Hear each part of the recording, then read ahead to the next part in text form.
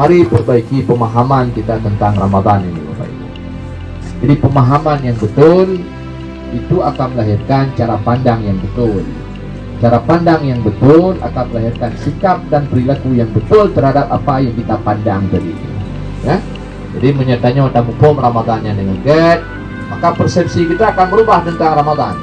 Kalau persepsi kita berubah tentang Ramadan, nah maka kemudian itu akan melahirkan sikap-sikap dan perilaku yang baik tentang bulan Ramadan. Jadi yang pertama kena niat yang pertama sekali harus niat kita harus betul-betul jujur, tulus kita kepada Allah Subhanahu wa Ta'ala. Jadi maka menyenangkan sering berengken taubat sebelum masuk bulan Ramadan. Artinya apa? Bersihkan hati Bapak. Tanya harus jujur, betul-betul tanya kena tak merumpuk Ramadannya. Jadi Ramadan ini yang kita inginkan sebenarnya kebaikan Bapak Ibu. Tanya boleh pahala dari Allah Subhanahu wa Ta'ala. Tanya yang punya apakah bayarnya bisa sebenarnya teman-teman yang terlambat hadir bisa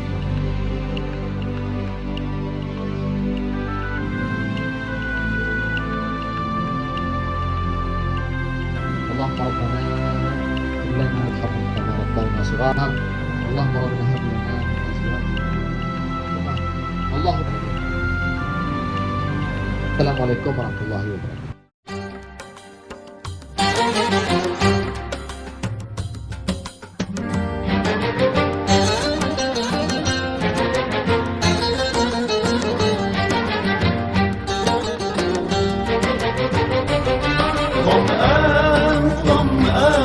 لوصالك يا رمضان بالتوبة والغفران ومجالسة القرآن.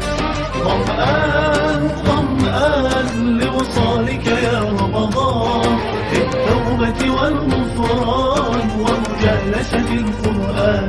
نور في الأفق يلوح باب الجنة مفتوح لا يروي عطش الروح إلا باب الريان. نور في الأفق يلوح باب الجنة مفتوح لا يروي عطش الروح إلا باب الريان.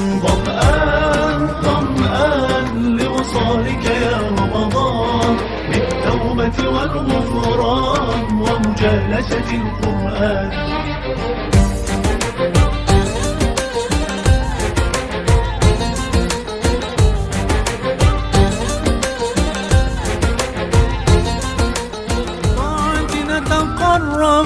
كي يرضى عنا الرب وليحيا هذا القلب ويذوق الاطمئنان. بالطاعة نتقرب كي يرضى عنا الرب وليحيا هذا القلب ويذوق الاطمئنان.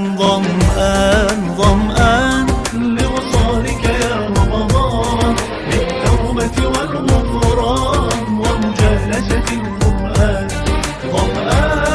ظمآن لوصالك يا رمضان بالتوبة والغفران ومجالسة القرآن. ليلك ذكر وقيام ونهارك في صيام ما أجملها أنسام أهلا شهر القرآن.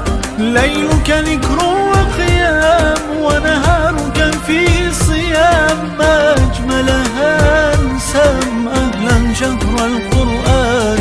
ظمآن لوصالك يا رمضان بالتوبة والغفران